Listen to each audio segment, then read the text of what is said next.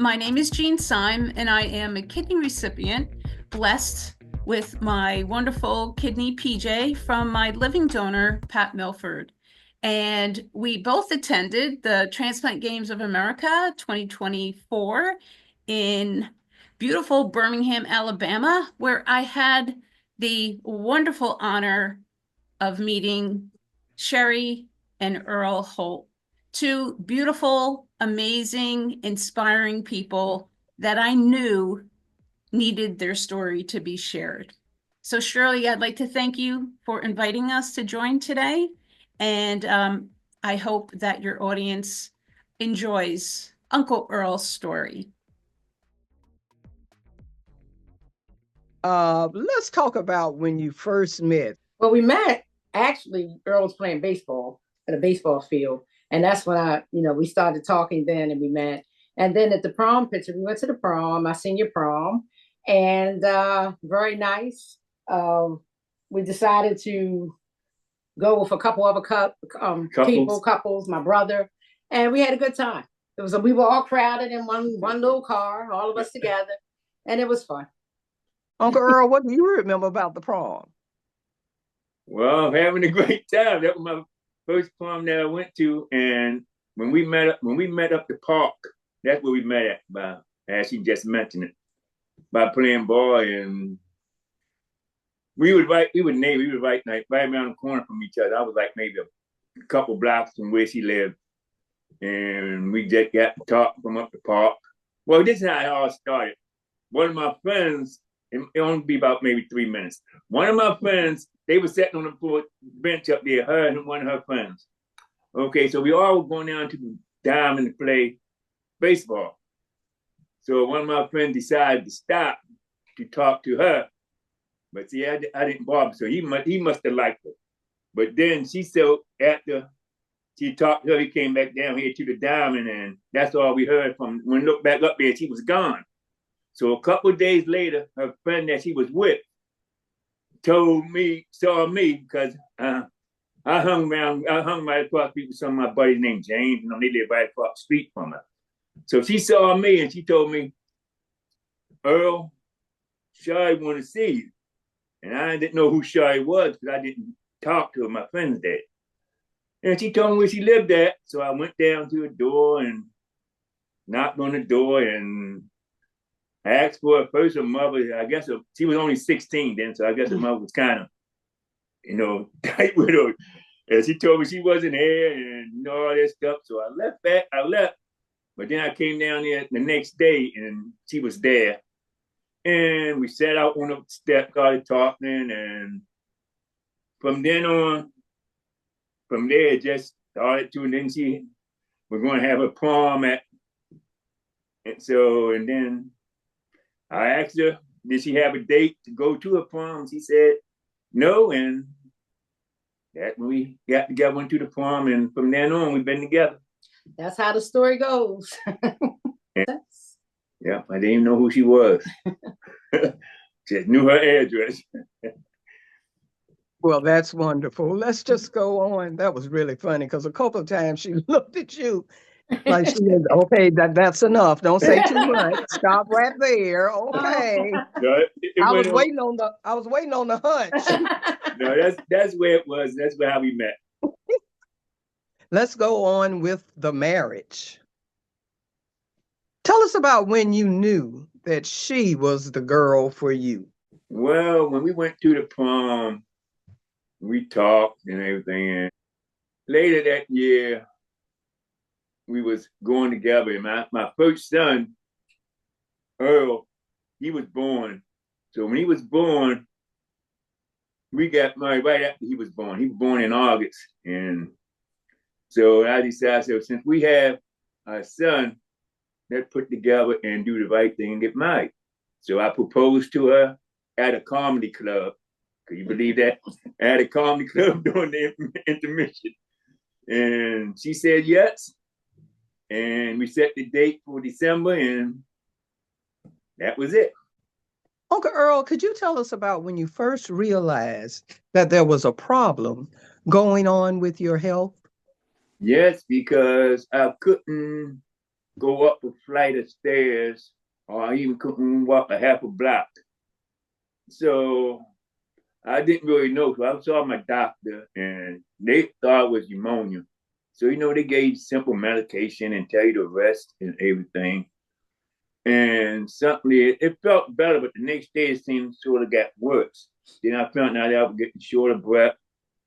And when I got out to bed, if I was to walk from one room to the other, I was tired. So that's when I went to the hospital, and instead of the doctor, I went to the hospital, and they didn't really know what it was until I went to another hospital, the other one, and that's when they found out that it was something called BOOP, because I don't think they were really experiment on BOOP at that time, and they felt out it was BOOP, and they said that a steroid could help it, but by the time I got to my steroids, I had scarred my lungs scarred, and it wouldn't help.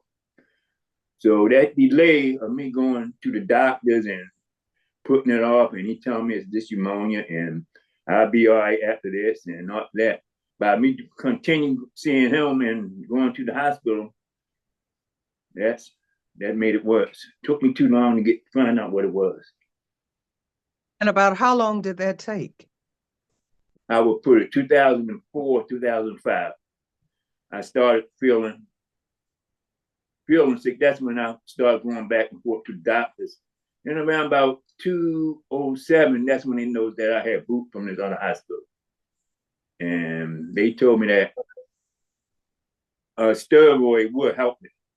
But by that time, by the x-rays and stuff, I had my lungs had already scarred, and it wouldn't help. So that's when I put my oxygen and said that hopefully it will help. But I didn't know, I never mentioned about lung transplant until I kept going back to the pulmonologist. And he told me that the only reason I could have was by a lung transplant, double lung transplant that could save my life.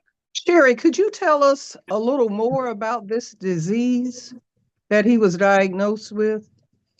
Yeah, it's called bronchial organizing obliterate pneumonia, and about 5 to 10 million people. Yes, yeah, in the United States, it's rare. So when he was first diagnosed with BOOP, there wasn't a lot of information or they thought it was just pneumonia at first. So they started treating him with not steroids initially, but other antibiotics. And then, like he said, they found out later that he needed steroids, but I guess it was a while in there before he was prescribed the steroid. Prednisone was followed by oxygen, and sometimes in some cases, and in most cases, from what I understand, most people that are diagnosed with BOOP, prednisone does help, steroids does help, but in rare cases, such as with EARL, they call it idiopathic. It didn't help, and they don't know when, where, or why it came from. So, wow. Mm-hmm. Well, we're glad he finally got it diagnosed. Mm-hmm. Now, Uncle Earl, let's talk about the fear that set in with you once you got that diagnosis and you heard you would need a lung transplant. Oh, I was scared.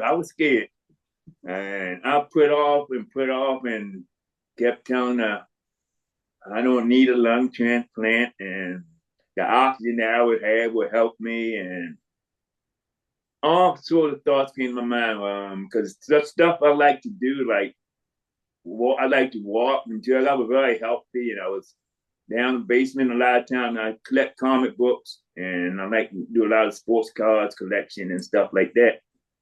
And I always believed that I'm going to cure myself, that I'm going to be cured, that I don't need a lung transplant.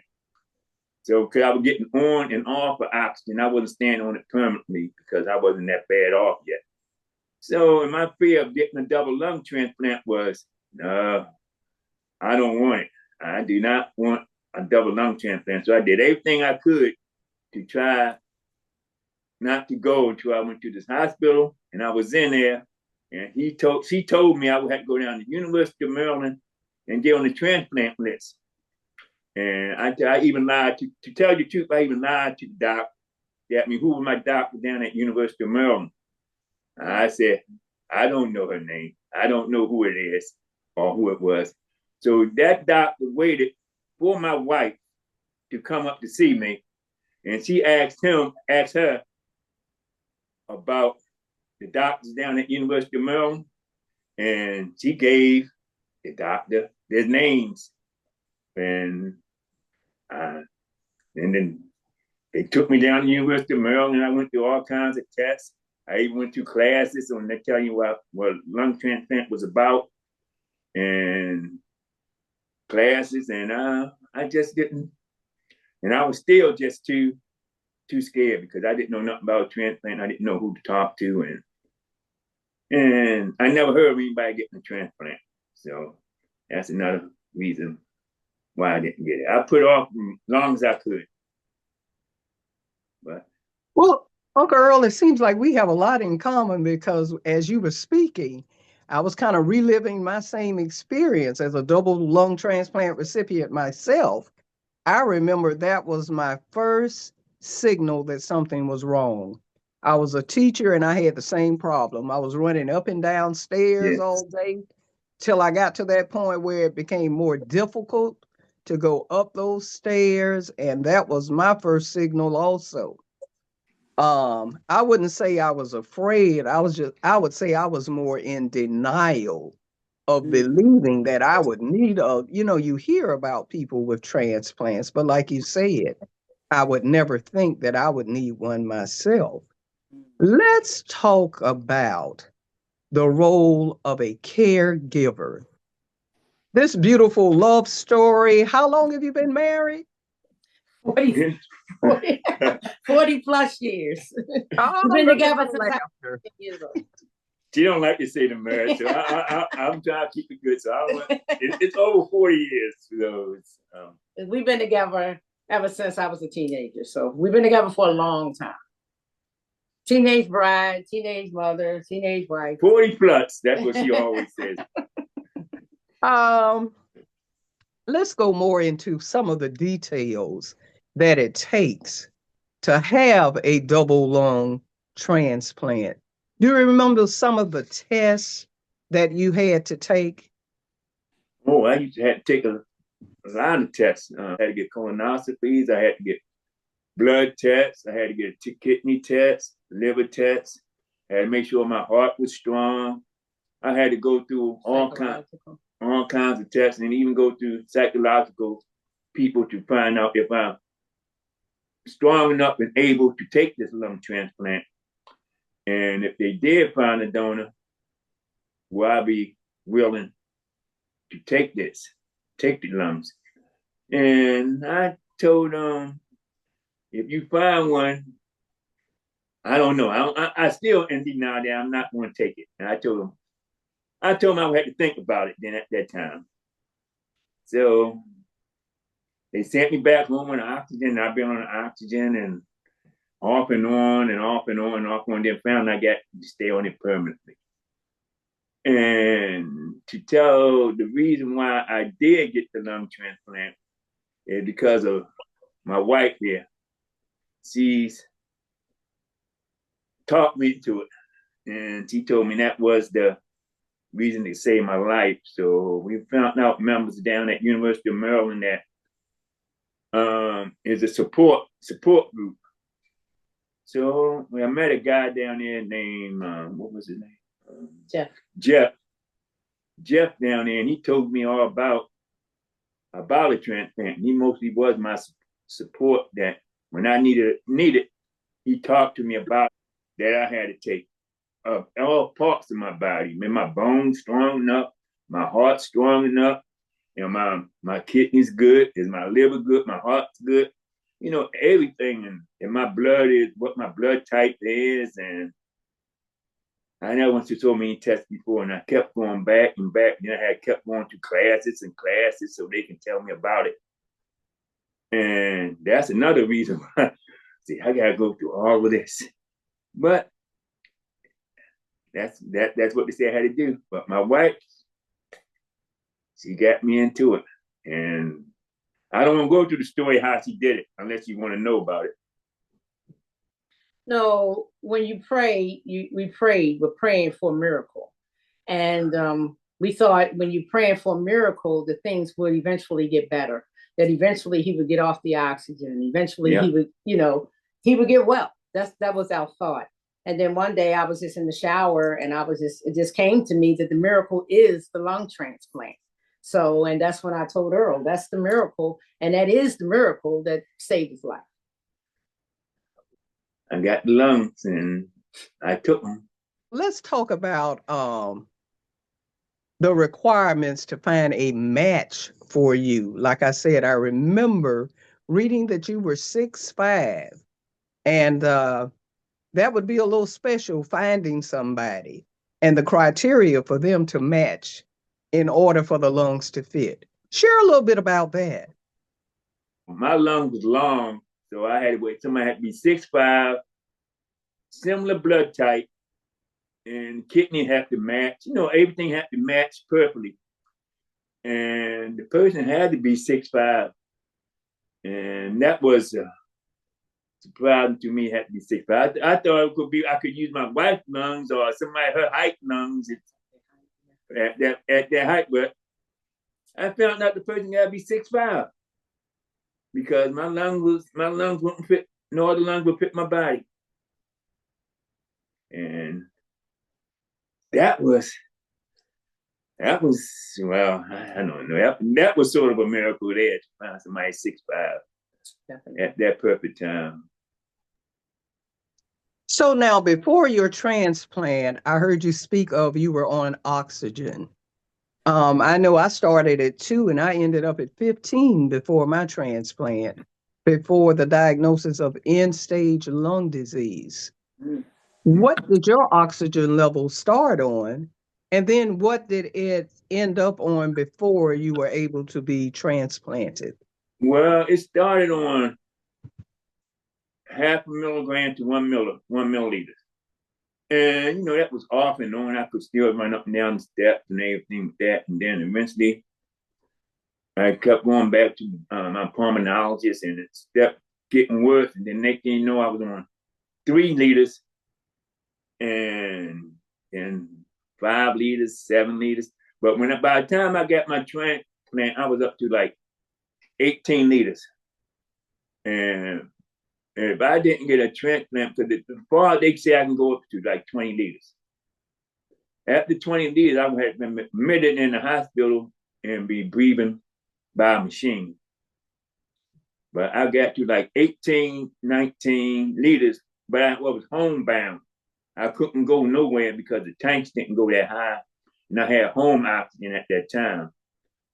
So I had to go high. I was hoping that I didn't never get to 20 liters, but I was 18, 19 liters before I went into the hospital. And they told me if I didn't get a lung transplant in 2-3 months, that I wouldn't make it, because I was as high as the oxygen can go. Couldn't go no more. Now, here's the most important thing for someone waiting on a transplant: the day that you get the call. Do you remember that? Yes, I was in the hospital and didn't know it was, but they didn't tell me. My wife had told me that I had like less than 2 months. I guess they didn't want me to get. So, but they told her if I didn't get a lung transplant, I wouldn't last about 2 months. I was in the hospital permanently on oxygen and with tubes all in me and everything to help me. They had to feed me through a tube and all this stuff because I couldn't eat or anything, because I had stuff going down my throat and stuff in my nose and all over my chest. And I even had tubes put into my back. I guess that to regulate my breathing or whatever it is while I was on the oxygen. But that wasn't going to help. They gave me 2 to 3 months to live. And out that miracle came a miracle, because I got my lungs the same time my mother passed, the same year. My mother passed in January of 15, and I got my lungs in May 12th of 2015. And that's why I say that was a miracle. I believe she looked out for me. Well, I mean, the person who died, I'm using his lungs, and I'm gonna make the best of it. My sons really helped me out too. They prayed for me at the cemetery where my mother was at. I didn't know, but they went to the cemetery to pray. Soon they left the cemetery. My wife told me she was going to get something to eat, but they called her back up and told her, I guess she was scared of what had happened. And they told her that they found 2 lungs for me and that they would have to ask me, did I need them? Do I want them? And so I told them, yes, I'll take them because I had nothing else to lose. If I got to get the lungs or I'm not going to make it. And I wanted to go on. So I told them yes. And they said, okay. And got me in the room within, a day or so. And started doing whatever they did. But it was a miracle. That's why I say it was a miracle of that happening to me. So I wanted to keep the person's lungs that were donated to me. I wanted to keep him alive within me, so I let him know his lungs didn't go to waste. You know, they worked. Well, that's an absolutely wonderful story. Yes. How long have you had that transplant? Since 2015 of May, it'd be 10 years this May. All righty, and that's a good long time. What about medications and things like that? Yes, when I first had it, I took tons of medicine, Texamines, Ceramines, prednisone. But now I started winging off. Now I take, and the Texamines, which is the drug that they tell me I have to take for the rejection. And I took that, I was like up to maybe like 10, 12, 14 milligrams of that. And maybe close to 6 milligrams of Ceramines, and prednisone was up there. And I mean, took enough prednisone that, like I say, a brick would taste good to me because I was always hungry. But during the years of my lung transplant going down, I started eliminating pills after pills. Now, a year or so ago, I've been taking like 1.5 milligrams of Texamines, which is 1 milligram in the morning and a half at night. And I take a quarter, half of Ceramines and 5 milligrams of prednisone. And the rest is vitamins and minerals. So I came a long way from a ton of medicines. I mean, so many. I like taking like maybe 20, 25 pills a day when I first got my lung transplant. And now I'm just down to 1.5 milligrams. So I was up there. Many pills that I took, I could have been a pharmacist. I could have been the pharmacist myself. But now I'm down to hardly any. And I used to get bronchostomy. I guess you know about bronchostomy still. I used to get them regularly every month, but I haven't had one in like over 3 years. And that's another blessing why I says. And I'm eliminating all the medicine. So it's good to breathe this air, good to walk up and down the steps, travel. Because I used to never could travel with the oxygen.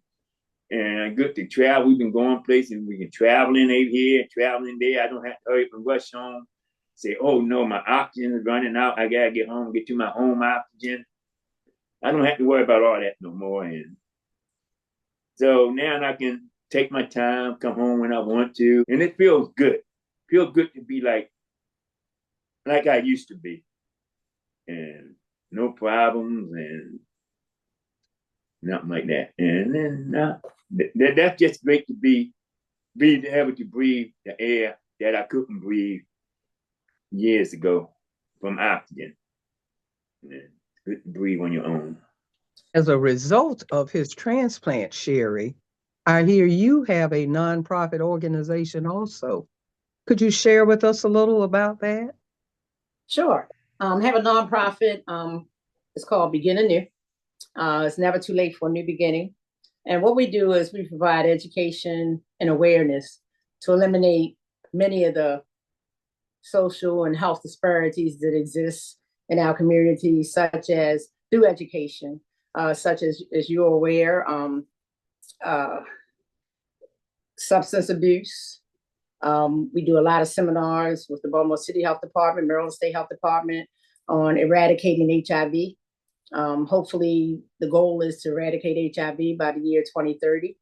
And also, when we went to the transplant games, we were able to provide education there to bring awareness and information on organ donation, which is extremely important because it touched my heart and touched Earl's, because when he had to get the transplant, we knew no one of anyone that ever had to have a transplant, double lung transplant.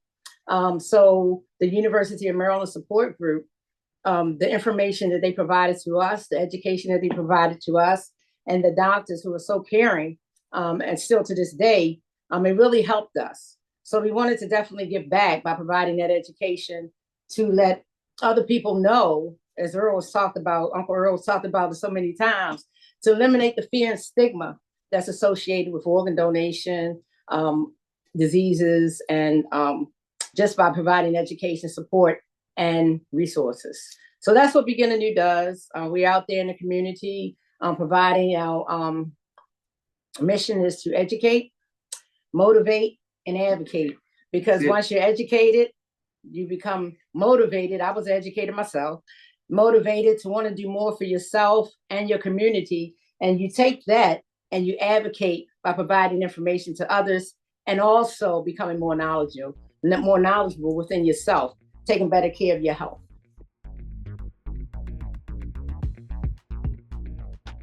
Yes, I do. It's all with company support. You know, like if it my wife, my sons, my friends, my family, and all the prayers that they gave to me and prayed for me to get this done, and my son miracle story about going to the cemetery and praying and all that stuff, and that same day I come to find out that they have two lungs for me, and I want the lungs, and that's the whole story. That my main part is the prayer and the support of my family, especially my wife, who told me the lung transplant is what can save your life, could save your life.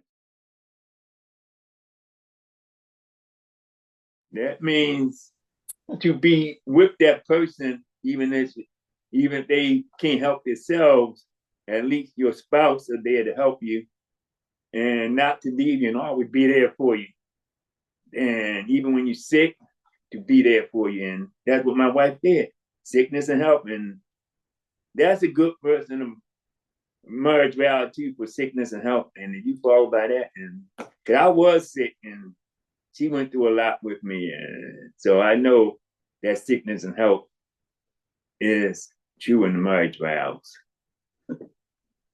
She was there with me all the way in from 2010, 11, when I was on oxygen, all the way up to 2015. I gave her a lot of problems, but she stuck in with me. That's how come I know that health, that marriage to sickness and health is worth it. If it ain't gonna work, it no use being married. And that's my story. So I'm happy that I met it. We knew each other since we was teenagers. So, man, that's why. Not tired yet. Uncle Earl, before we go into the book that I'm excited to hear about, here's one question I have. Why do they call you Uncle Earl? The nurses at the hospital, it was a nurse that always came by to say, man, And she always said, you know what? You remind me of my uncle. And I said, oh, yeah. She said, yes, I have an uncle that you very something resemble. And I said, okay. So, and she came by and saw me every day. So when I got my lungs and I was in the hospital, I told my wife, you know what?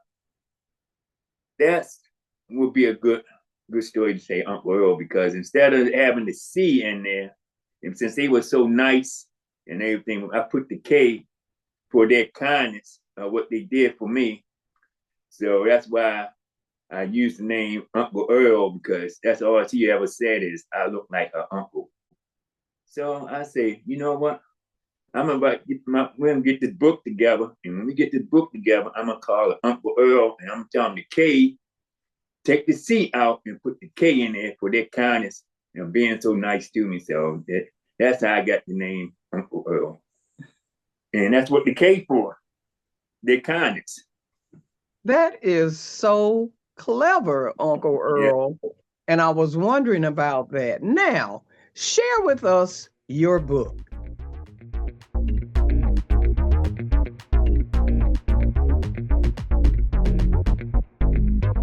Oh, well, my book is a double lung transplant story of survival. And can you see it? We can. Okay. And it's just to tell my story of how I was healthy and I could run around and do all the things that I could do until I started getting sick and everything, and how fear stopped me from doing anything I wanted to do because I was just scared. And so I wrote the book to let everybody know that fear is something that can kill you, because it almost got to me, because I was scared to do what the doctor told me to do and so forth. And the book is just to educate people about transplant, not just lungs, but kidneys, liver, whatever kind of transplant they would need. It can and maybe might save your life if you catch it in time. I don't know, but I didn't catch mine in time. So the book is about the fear that I had of getting the transplant and how much problems I went through, and by waiting, how long I had to stay in the hospital and how long I had to take rehabilitation because I hesitated of getting my lungs. I waited so long that I started getting other problems, which is practically not cured. I got AFib in my heart that beats fast. Don't wait. If you need it, or you know somebody who need it and it can, or it might save your life, don't wait around and don't be fearful like I was, because it will kill you by being scared. If I would have went sooner, like when the book said, I wouldn't have this. Well, we don't want to tell them too much, Uncle Earl, because now tell us, where can we find this book so we can read more about your story? It's UncleEarl.com. Yes. Yeah, it's on the website. Oh, okay. Another thing that I would like to say about the book, we did talk about the mental health aspect, because one of the things, the toll that it took, the physical, it did affect his mental. And as a caregiver, being the wife and the caregiver, it affected me a lot too, because Earl went through a lot of anxiety, a lot of fear that he had. And then I reached out so he could get help, psychological help. And that really helped him, because he was to the point that he was didn't want to stay by myself. Couldn't stay by himself. And then he had a fear of, I guess, if he went to sleep, he wouldn't be able to catch his breath and wake up. And we were told by the psychologist that one of the main fears you have is not the ability of not being able to breathe. So that was really very traumatizing. And so by reaching out to get that physical, that not just the physical, but the mental health help, it really helped me and Earl, because it was difficult. You know, I would go to work and he would call me. I would have to come back home. It was to the point that we were really strained. And that was one of the first times that I said, if you don't get help, then it was just it was just really draining me. So the mental and the physical part was definitely important. So, and even with Beginning New, we do a lot of with the mental linkage of care. You know, when people come in, we may not be able to provide those resources, but we can give them linkage to other organizations that can, because that's extremely, extremely important. Yeah. I'm glad that you mentioned that, Sherry, because that is very important. Right. That's why they include that psychological testing in. But nothing can really prepare you for that until you experience it for yourself. So as we wrap it up, I'm going to go back once again and thank Jean for introducing us together so that we can share this wonderful love story, a love story of a long enduring marriage, of faithfulness to your vows, and a yes to organ donation. We hope that everyone enjoys their Valentine's Day. Thank you. Goodbye. Thank you. Happy Thank you so much, Valentine's Shirley. Valentine's Day. Thank you, Uncle Earl.